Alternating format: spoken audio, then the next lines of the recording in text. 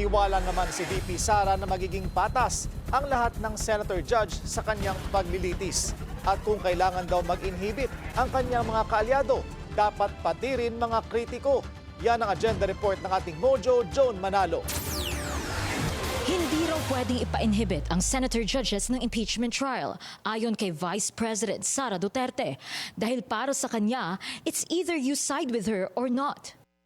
Kung ganun ang ating basehan sa inhibition, ay dapat din natin ipa-inhibit ang mga senators na meron ding bias against Sara Duterte. No? Tulad na lang ni Senator Risa Ontiveros na in a public speech, sinabi niya na kailangan talaga, ano ba term na ginamit? Kailangan burahin or kailangan wasakin, kailangan sirain, gibain ang pamilyang Duterte.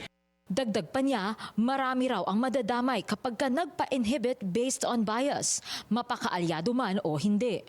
Kaya sinasabi ko, ibigay na natin yung benefit of a doubt dyan sa ating mga senator judges na gagawin nila ang trabaho nila ng patas according to sa sinumpaan nila as senator judges. Pero sagot ni House Prosecutor Isabel Zamora, wala namang ipinakitang bias si Hontiveros at ibang mga senador na tumangging ibalik ang articles of impeachment sa Kamara. What I believe that they have shown is adherence to the Constitution and to the Senate impeachment rules.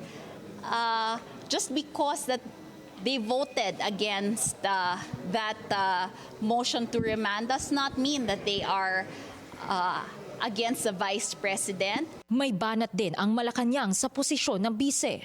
Makikita naman ng taong bayan kung sino ba talaga ang bias at hindi. At makikita rin ng taong bayan kung sino sa mga senador ang nagtatrabaho lamang ayon sa batas at ayon sa rule of law.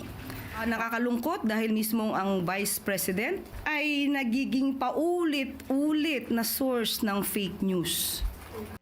Sa ngayon, inaabangan ng Kongreso ang pagsagot ni VP Sara sa writ of summons na inihain ng Senate Impeachment Court.